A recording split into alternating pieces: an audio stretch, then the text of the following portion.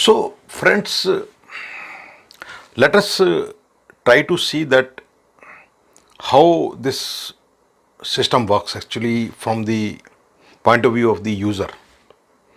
So, being a digital currency based on blockchain, and any operation which is connected with blockchain will be looking like little bit similar to the internet banking, the digital banking, which we already know. So what happens is that the interface, the user interface for the blockchain based products, including cryptocurrencies, they have a very usual interface. So it is very similar to using net banking or credit card transactions, but you have to use a particular platform. So if it is smart contract, for example, you may be using Ethereum platform. If it is Bitcoin transactions which you want to carry out, you have to go to a Bitcoin exchange like Coinbase. So there are several Bitcoin exchanges where you will find that the interface is very similar to the internet banking. So this is the first very important aspect of the operational visibility of the system. So from the user point of view, but there is a major difference in terms of the items which you fill. Like for example, in the internet banking, you use username, then you put password, and that is how you enter into the account. Out here, what you have is a very long garbled kind of address which acts as a username, and password actually is not something which you have to create or you can create. It is something which is constant and it is supplied by the system, which is called private key. So this is little different from the usual digital internet banking. So this private key is generated by the system when you create your account, and actually your username is the function of this private key.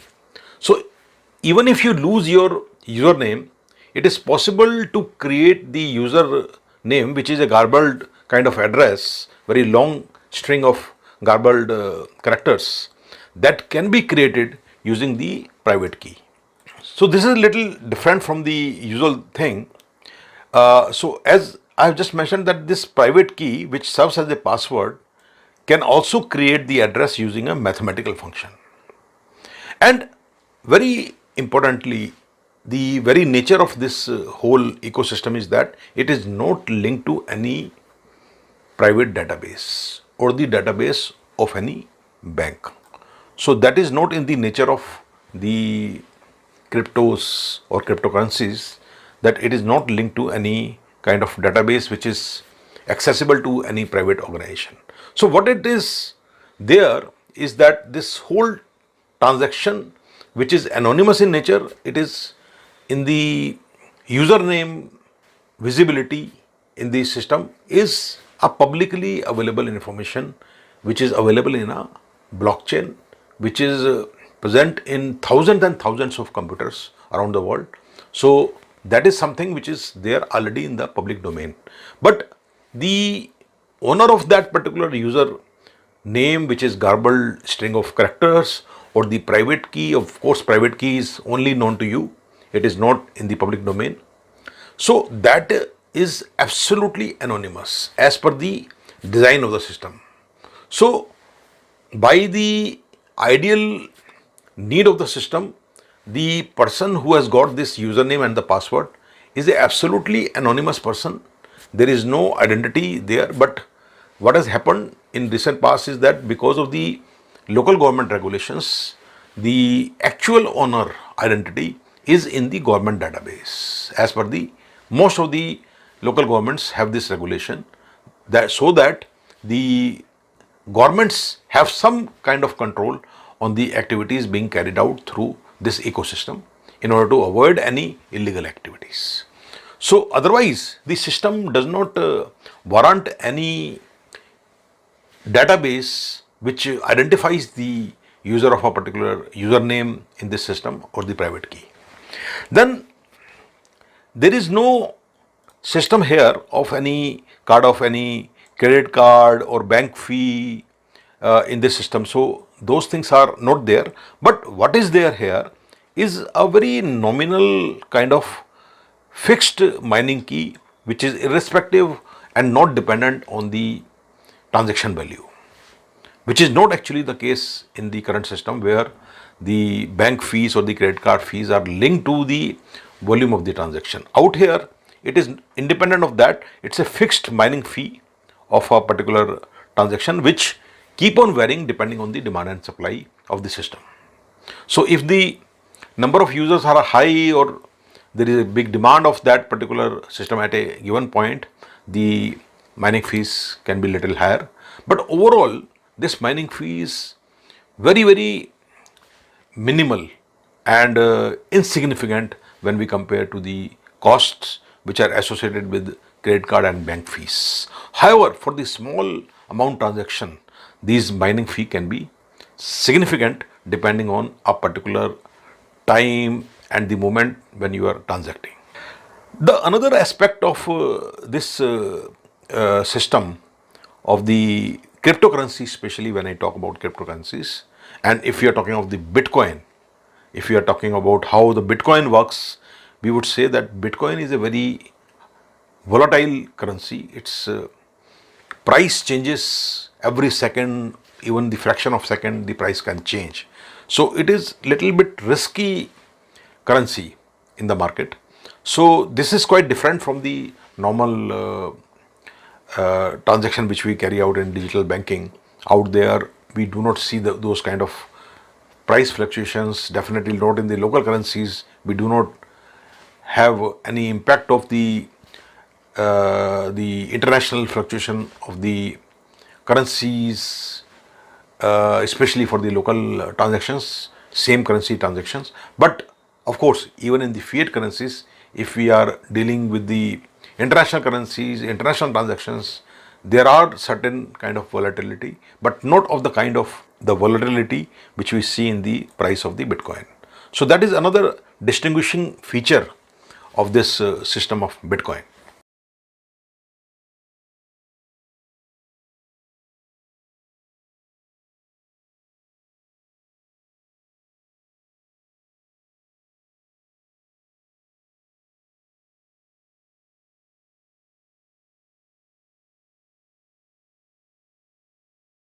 And now, if we look at the interface in any particular Bitcoin exchange, for example, in this case, and if you want to send money or receive money, so as I've already mentioned to you, that you actually may not know who is the recipient.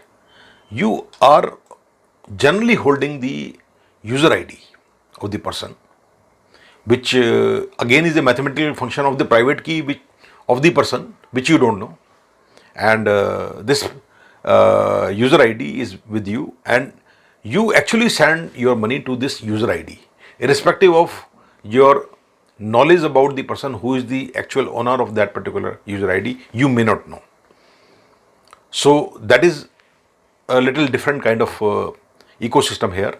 And if you want to send the transfer, and the transfers are made instantly to the recipients, there is no time gap. Out generally there is no time gap. But if the mining rush is high and the system is taking some time, that does happen. So the confirmation of these transaction, if you send the Bitcoin to somebody, is like something like this, wherein the recipient is this person, the owner of this person, which you don't know. And you can see here that this is the user ID of the person to whom you are sending the Bitcoins, which is a very long list of the garbled kind of characters, and you have to fill this information very accurately. And here you have the amount of the Bitcoin which you are sending, and as you can see here, the transaction fees in this case is 0. So at any given point, it is possible that the Bitcoin exchange may not levy any fees. Here in this case, Bitcoin exchange is Coinbase, and it has not charged anything. But there is a network fee which is actually the same fee which I called you as the mining fee, which keep on fluctuating from time to time, but it is not dependent on the amount of transaction which you are making, the amount which you are sending.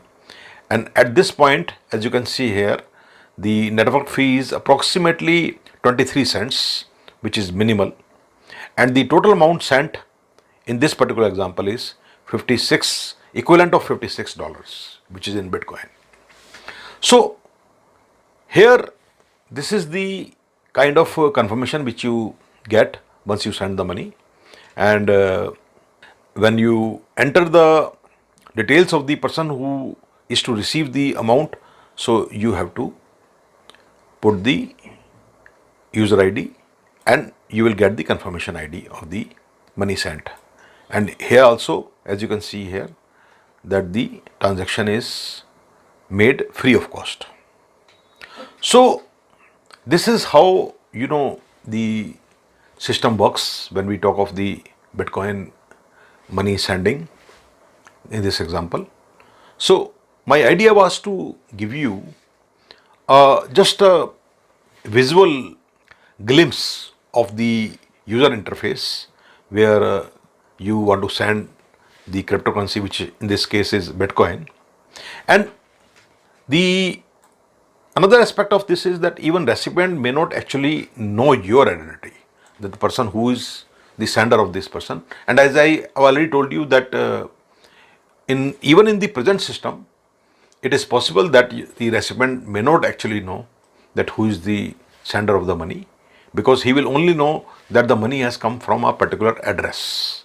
Now, the money in the form of Bitcoin is safe, secure, and anonymous, at least theoretically, in the sense that it is anonymous to the extent of any private interest.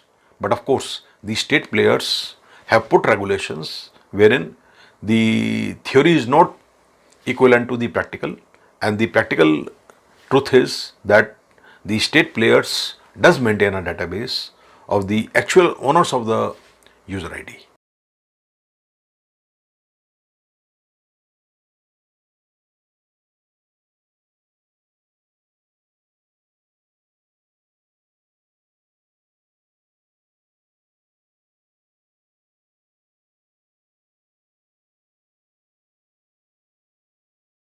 Now, if you are not sending money, you are putting your fiat currency in the wallet and you are buying or selling the cryptocurrency. In this case, I will take the example of Bitcoin, buying and selling on Coinbase, which is a Bitcoin exchange. So you can buy and deposit Bitcoins in your wallet. If you want to fill your wallet with Bitcoin, you can use your fiat currencies on the Bitcoin exchange and you can buy and sell. It is very similar to sending money. Here you have this kind of interface, and you have the choice of buying as well as selling in your wallet, and this is the dashboard which you get, and you have the options of the choice of your cryptocurrency, which can be Bitcoin, which can be Ethereum, or it can also be the other cryptocurrencies which like this. So you can have different currencies, cryptocurrencies choice on these kind of exchanges which you can buy or sell. And here you will get your payment method, which can be through a credit card or can be through net banking or whatever it is, because you are buying a cryptocurrency using your fiat currency. And here you have the amount, and you have the weekly credit card limits also is possible here. In this case, as it has been mentioned here in this example, 100 British pound has been converted into the Bitcoin amount. So it shows you Bitcoin rate, and with this kind of interface you can carry out your buying or selling operation using your credit card or your banking account. And once you have this Bitcoin in your wallet, then you can transact those Bitcoin anywhere in the world irrespective of or any linkage with the bank account or any credit card. So the Bitcoin transactions are independent of any credit card or banking accounts. However, to enter into Bitcoin space, you either have to buy or sell the Bitcoins or you have to mine the Bitcoins. So they are the only possibilities of getting into the Bitcoin space, owning the Bitcoins and transacting the Bitcoins.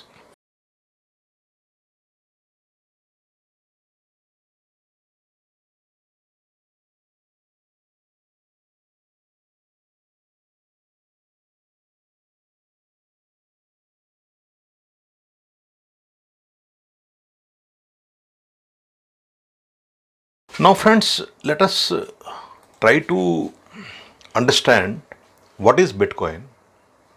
So, this is only an example. So, when I talk about what is Bitcoin, how it works, you will get a fairly good idea about the application of blockchain, how it is done, what is the role of blockchain in creating cryptocurrencies and many other applications. And very importantly, in this slide which I am going to talk about the Bitcoin, what is Bitcoin, you will get an idea that how all different currencies are created using the cryptography and the blockchain technology which is based on this cryptography. And more or less most of the currencies, cryptocurrencies are created and function very similar to Bitcoin. So Bitcoin, the very important foundation of Bitcoin is the Bitcoin blockchain.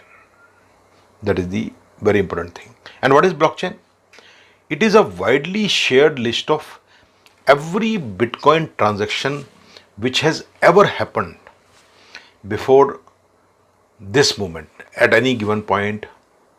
Whatever transaction have already taken place since the inception of Bitcoin in 2008 2009, we talked about the history of Bitcoin. For last 11 years, every second, every fraction of second, whatever transactions are taking place anywhere in the world is present in a very large chain of digital blocks which is called blockchain. And this is the typical blockchain of the Bitcoin. So Bitcoin blockchain forms the very basis of the Bitcoin. That is the most important part. Secondly, Bitcoin as a cryptocurrency, which is a mathematical currency, which is available digitally, virtually, which is controlled by thousands and thousands of computers and servers, which host the latest Bitcoin blockchain. So there is no single middleman, there is no private interest in this currency. So very strangely and very astonishingly, this currency works like a artificial intelligence controlled currency. In this case, artificial intelligence is the mathematical function, and these mathematical functions controls the algorithm of the Bitcoin, which is already present there, which is already there on the computers. And this Bitcoin software controls the transactions, the whole operations of the monetary transaction which take place in Bitcoins. So there is no single authority, there is no centralized database. In this case, there is no middleman. And since there is no middleman, there is no cost of the middleman. There is no cut of the middleman. And there is no database which is maintained by a single authority of the actual owners of Bitcoin.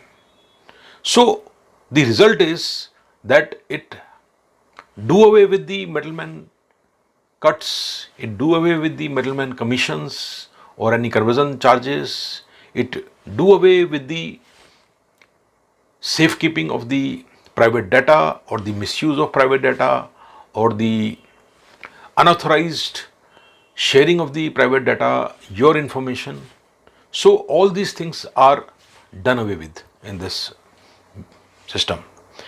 Secondly, the transfer of the money, either sending or receiving or buying or selling, happens peer to peer. So it is absolutely cryptographic transaction, very complex transaction, which is definitely contained in the Bitcoin blockchain. But the transfer of the money, the changing of the hands of the money, the cryptocurrency, the Bitcoin, is peer to peer, which means there is first party and the second party. There is no third party in this. That's the beauty of this particular concept of Bitcoin. So you send money to another Bitcoin user who is also anonymous. You only have the user ID, which is a garbled string of strange characters, and that address has to be accurate, and you send money to this particular user ID. You are not sending the person any money to a person which you actually have to mandatorily know the person. It's not the case. So it's peer to peer. There is no in between. There is no intermediary involved in this. So the money which you send is sent to a Bitcoin user at his Bitcoin address, even without actually knowing his or her identity directly. So there is no middleman. Then another important nature of the Bitcoin is that the transaction verification and the sanctity of the transaction is not done by a middleman or a single authority.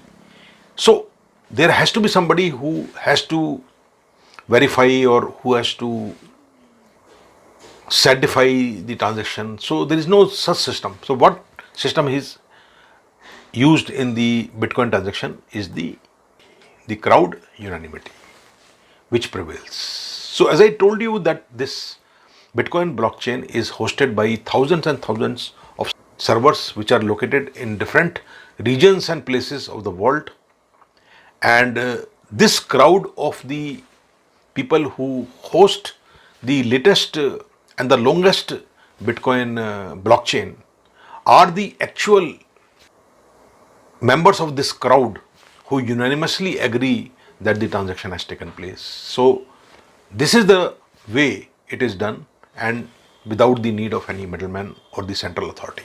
So a large number of trustee which is in possession of the giant list of transaction in the form of Bitcoin blockchain approves the existence of the transaction and the title transfer, the ownership transfer, if any.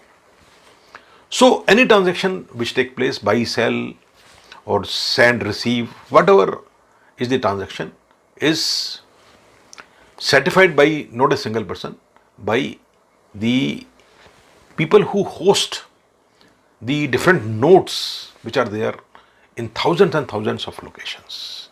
So that crowd is the unanimity phenomena which approves the transaction. So friends, this is a very interesting thing, and it reminds me of the several ancient methods which were used for a similar type of idea of transacting goods and services in the ancient civilizations.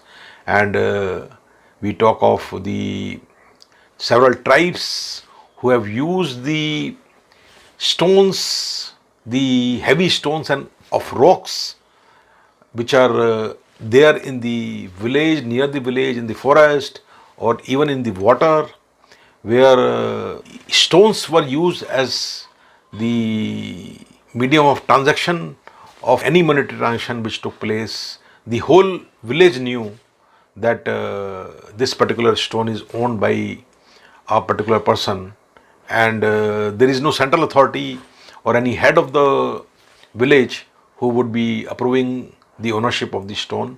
All the members of the village knows that this stone belonged to a person in the community yesterday, and today it belongs to the another person, and the whole crowd knows it. And that is how the transaction used to take place. And the similar idea in the digital technology has been used by the creator of this ecosystem of this mathematical currency.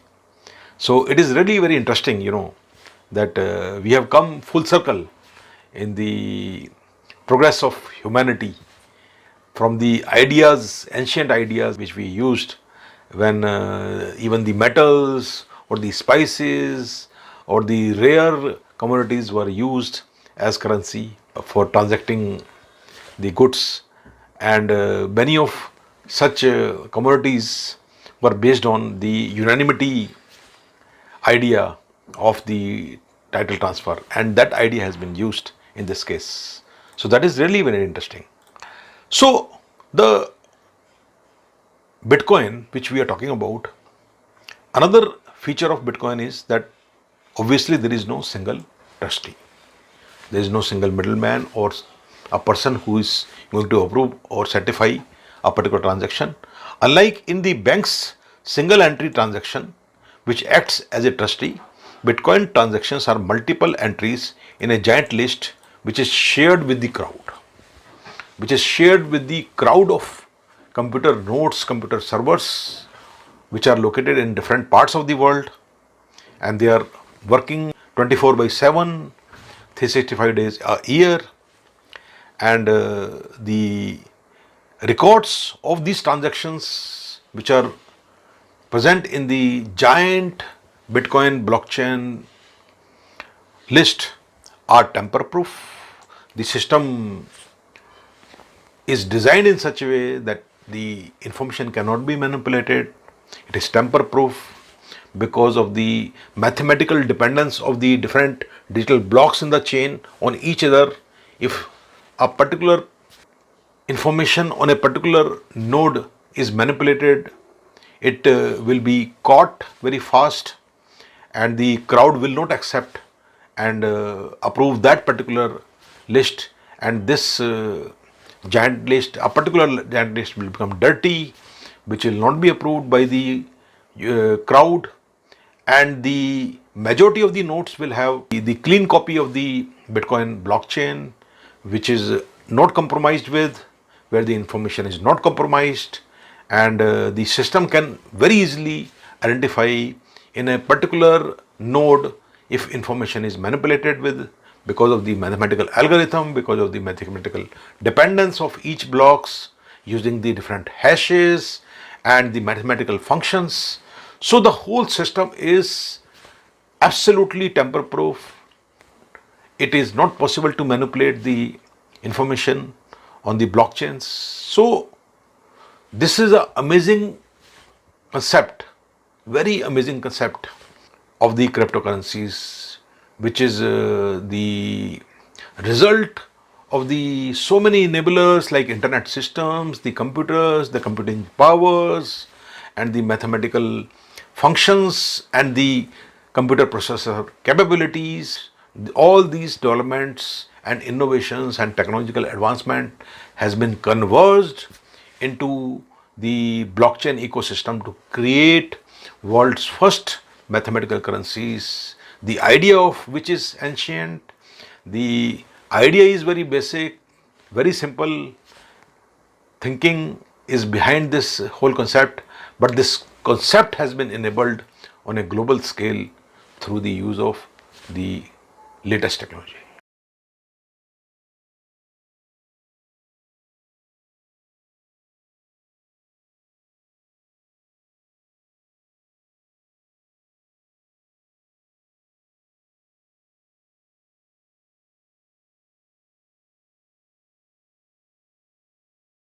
So now let us look at what is blockchain.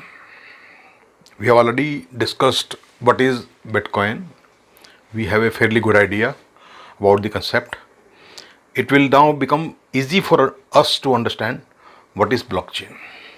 So, friends, blockchain, as I have already given you some hint, is a giant list of so-called shared ledger.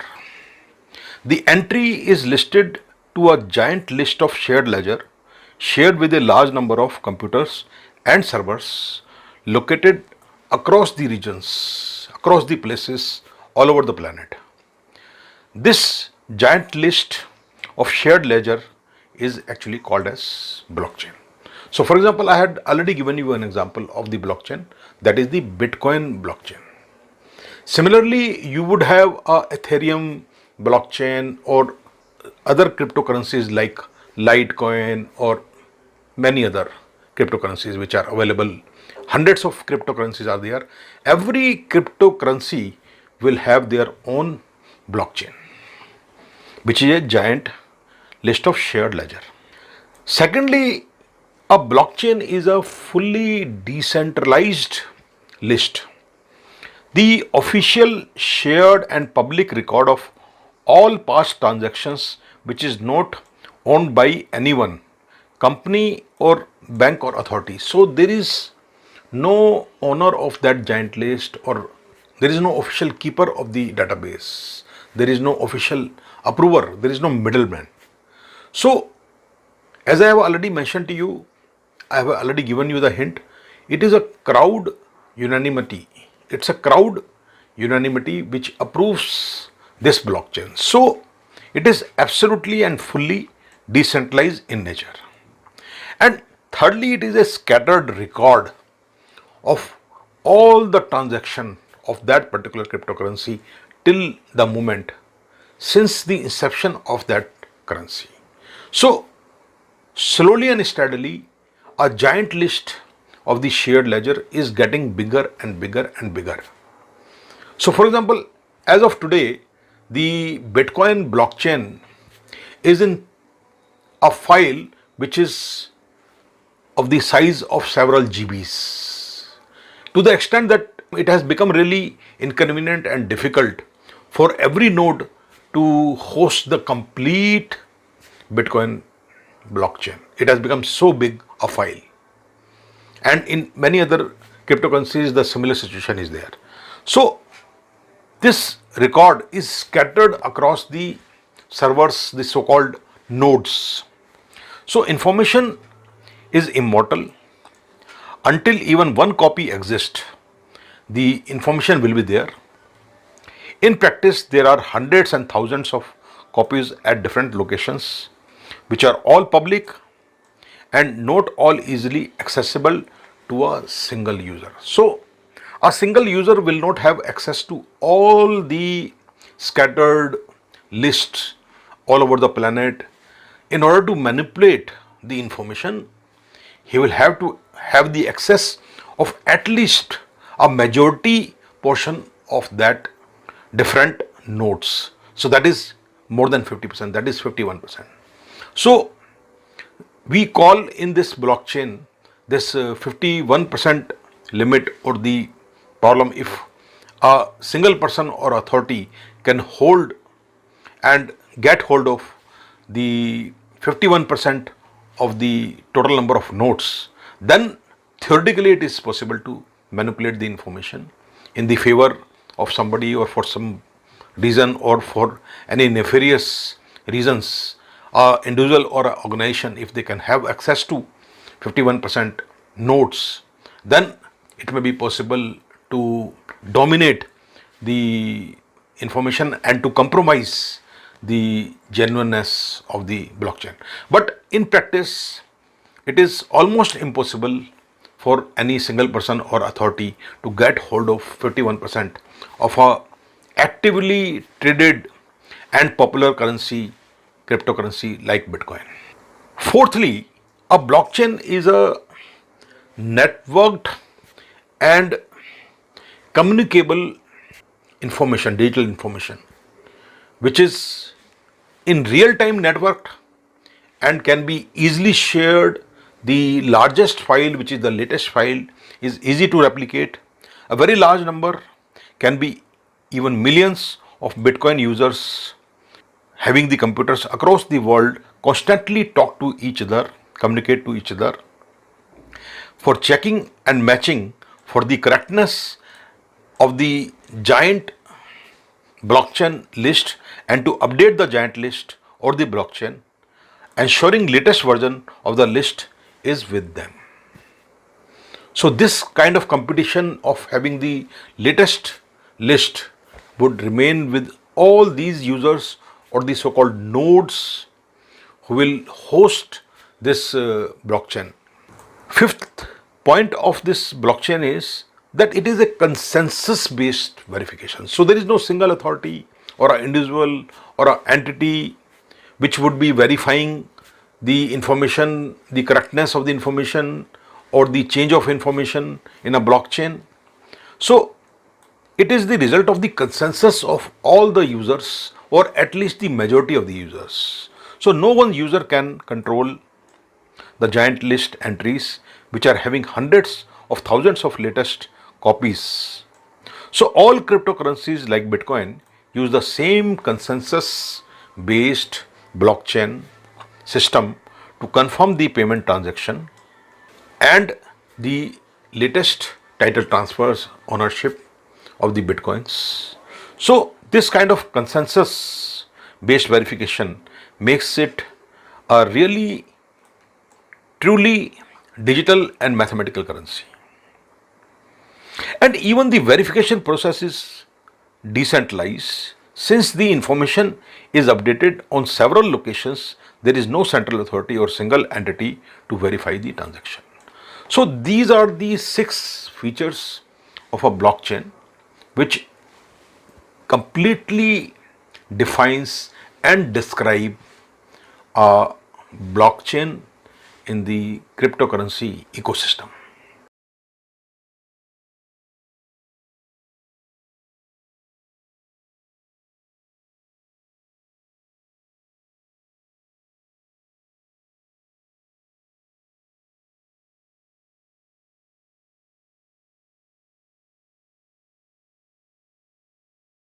Now friends, let us look at the verification process, how this verification is carried out, the so-called decentralized verification, the so-called consensus based verification, which is the result of the networked and communicable information sharing of the blockchain throughout the planet. So, as I've already mentioned in the earlier slides, there is no central or single authority to verify the transaction. So, how it is done? The important player in this verification process are the people who are referred to as the professional verifiers. So, they verify and play this role with the expectation of some kind of reward. So it is their profession. So there are professional verifiers who verify the transactions. They are also called Bitcoin miners. So in very popular terms, it is the process of Bitcoin mining. This mining operation results into the role of a professional verifier. So this is the beauty of this system, that the people who are mining Bitcoin for the ultimate reward of owning the Bitcoins, and they work as the professional verifiers. And in the process, as I've just mentioned, they get rewarded for their efforts. They are called miners as they get rewarded for their troubles in the form of the reward which is given like a fixed Bitcoin based income for each verification. So this income is called Bitcoin mining. Now friends, in the very recent past, the oil prices came down heavily during the COVID-19 pandemic, and due to this heavy dip in the crude oil prices, what happened? The Bitcoin mining operations increased many folds because the energy cost of mining these bitcoins reduced drastically, and the reward was handsome because bitcoin prices started skyrocketing because of this increased activities in bitcoin and bitcoin mining. So many people really got rewarded very handsomely during this COVID-19 pandemic, who benefited from the lower cost of the crude oil. So this mining operation, which I will explain to you in the later slides, that how these mining operations are done, how this verification takes place. So I will go step by step and explain the several aspects which are related to the verification process and Bitcoin mining. So friends, the important concept of understanding Bitcoin mining is the so-called digital blocks, which actually forms this giant list of shared ledger, which is called blockchain.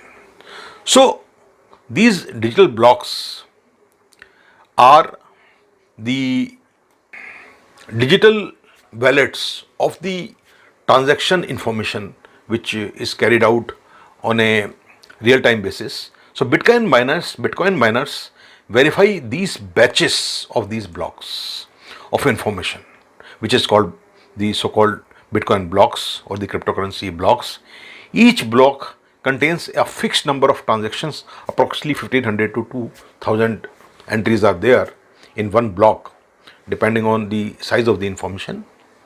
And so these blocks, which is called the blocks of the digital information, and the miners are supposed to verify these blocks in batches.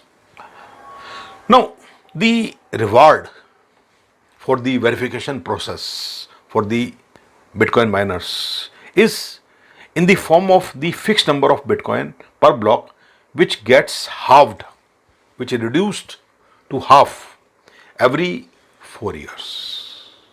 Now that's very interesting. Slowly you will understand that what is this meaning and the purpose of reducing this number.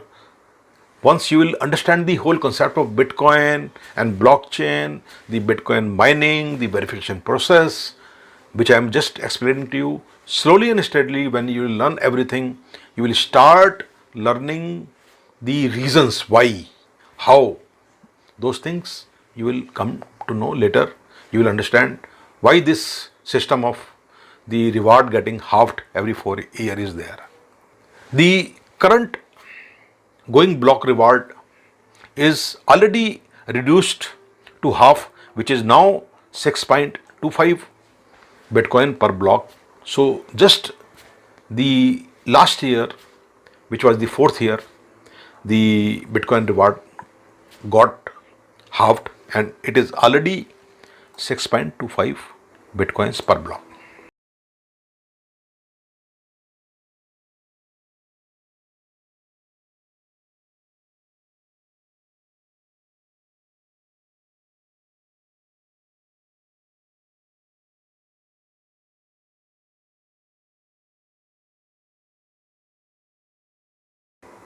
So up till now we have tried to understand that how this verification process is happening, and slowly and steadily when we'll understand the whole concept, then things will become more and more clear to you. Some kind of confusion and complication is very natural at this process, but once you understand this whole concept, things will become more clearer. So for this understanding, we have to understand what is the role of the miners. So what do they do actually? So the role of miners is to attach new blocks to the blockchain, making it longer and longer and increasing the file size of the blockchain. For example, Bitcoin blockchain is already several GBs. So the main role of the miner is to add new blocks. So addition of new blocks is their main function. Now second part is the cryptography, because of which this whole concept is called cryptocurrency. This blockchain is based on the mathematical function which comes from the cryptography. So what happens in the cryptography, and that is the base of this concept of blockchain, is that each of these blocks, whether old or new, they are tied to each other. So every new block is tied to all the blocks in some kind of cryptographic mathematical function, and you cannot separate out any new block with the old block once it is verified. So any manipulation, any change of information is not possible in the earlier blocks. Because of this dependency, what will happen is that any change in the earlier block will result into the new block getting compromised, and it will become very easy to detect any manipulation of the past record. So each block is mathematically tied up to the one before it using something which is called cryptography. So each block depends on the accuracy of all the blocks before it. So it is important to ensure each earlier block is uncompromised and untampered with. So this is the beauty and the real concept of blockchain. That is the protocol and the topology of this whole concept of blockchain. This whole blockchain is a contiguous single entity in spite of the chain being of many blocks. Each block is dependent with each other and somehow they are connected. Like we say that the whole universe has got some kind of neural connection with each other. So anything, for example, happening on this planet, anything being done by any one human has direct or indirect, significant or insignificant impact on every other humankind on this planet. So for example, if I am driving my car and I am polluting the environment, directly or indirectly it will have a minuscule or major impact on the other people who are living on this planet. So somehow or the other we are connected with each other. The whole planetary system, the humanity is connected with each other. Philosophically, scientifically, neurologically, we have some kind of connection. So something here is mathematical in nature, it is very clear in nature, and this whole software, Bitcoin software, ensures that each block is connected to all the blocks before it so that any manipulation is detectable. Now, the concept goes on to describe the so-called invalid blocks. Now, what is this invalid blocks?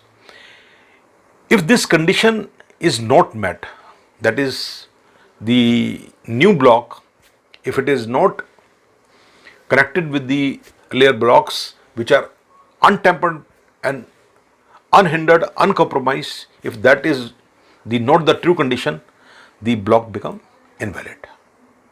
So in the absence of such condition and the accuracy not maintained in absolute totality, the new blocks becomes invalid and no block reward will come to the miner.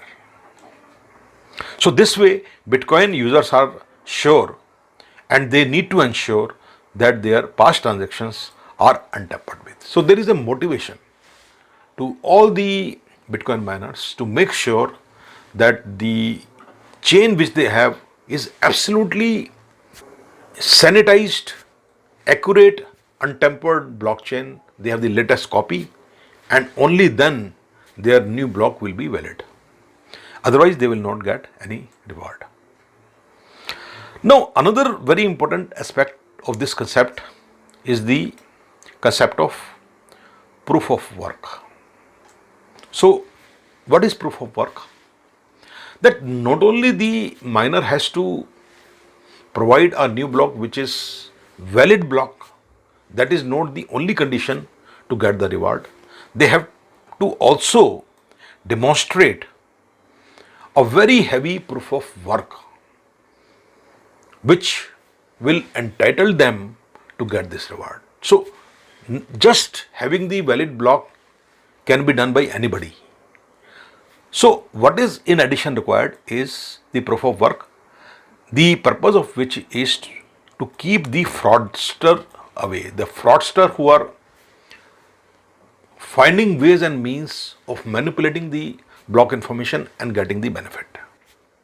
So Bitcoin software which is used makes it extremely difficult to allow addition of new blocks which may be added by the fraudster to add fake transactions. So hundreds of thousands of miners try to add the blocks, but only few succeed. So they make sure the blocks are genuine.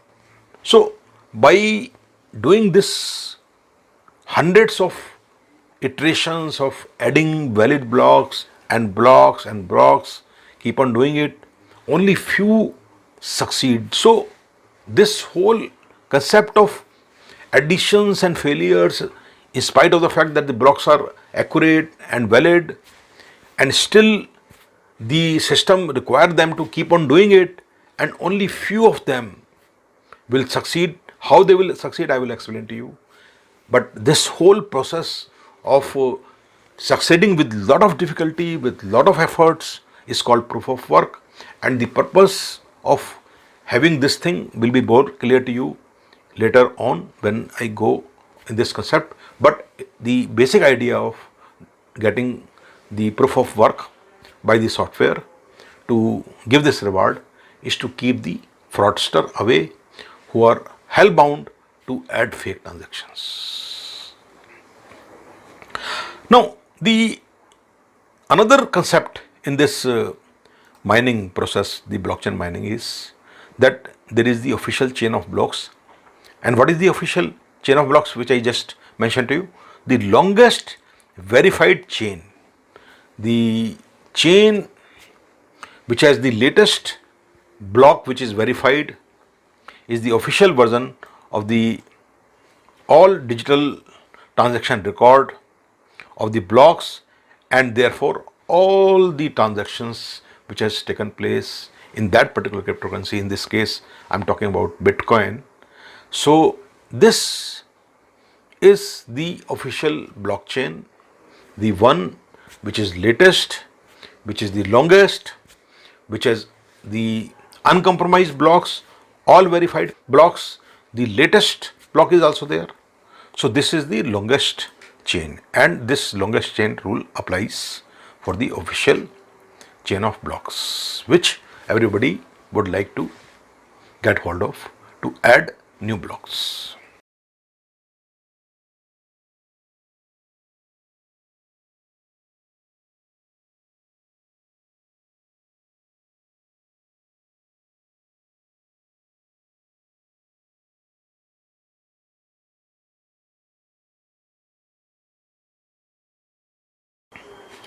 Now, let us look at the role of the Bitcoin software in these mining operations.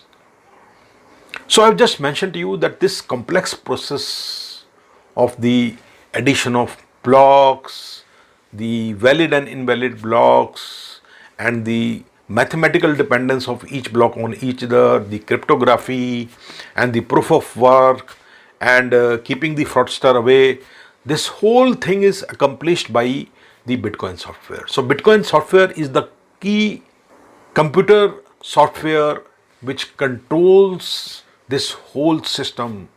The very important role is of the Bitcoin software, which works as the artificial intelligence kind of entity, which is understanding what is happening, how many miners are there, how many blocks are being added, and whether the speed of adding the block is correct or not, because there is a need for the software to maintain the right timing of the addition of the block, which should not be too fast, which should not be too slow. So the Bitcoin blockchain software currently approximately try to keep the time between one block verification to the next one as 10 minutes, which is called block time. So there is a constant flow of new verified blocks added to the blockchain.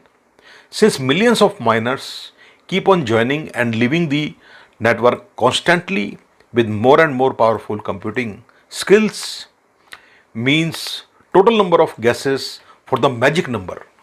As I told you that in spite of the fact that the block is valid unless the miners are able to guess a particular magic number. They will not get rewarded. So this guessing is accomplished by the high level of computing operations, the processor working round the clock, the computer processors, they keep on working to do mathematical functions, and there is a method to that, and using those functions which requires a lot of time and complexity, the miners are able to guess this magic number. And the role of the Bitcoin software is to maintain this guessing to 10 minutes. So for example, if there is a huge rush of miners at a given time where the possibility of guessing the number would be higher, so the software will make it more complicated for the people who are there at that particular time to guess the number, so to make sure that the next blockchain is not verified until 10 minutes are elapsed. So the so-called magic number, that is the number of hashes, number guesses per second, change constantly, which is the role of the Bitcoin software. The software aims to maintain a reasonable time gap for a single block to be added to the chain so that show must go on. The software cannot afford very fast guesses. Software can also not ensure very slow and late guesses. Therefore, software keeps on adjusting the level of difficulty for guessing the right hashes so that every 10 minutes one block is added and block reward is released every 10 minutes, adding the number of bitcoins in circulation. So every 10 minutes the 6.5, for example, at present, depending on the reward, which is the current reward, which is 6.5 Bitcoin per block. So every 10 minutes, 6.5 Bitcoins are added to the system.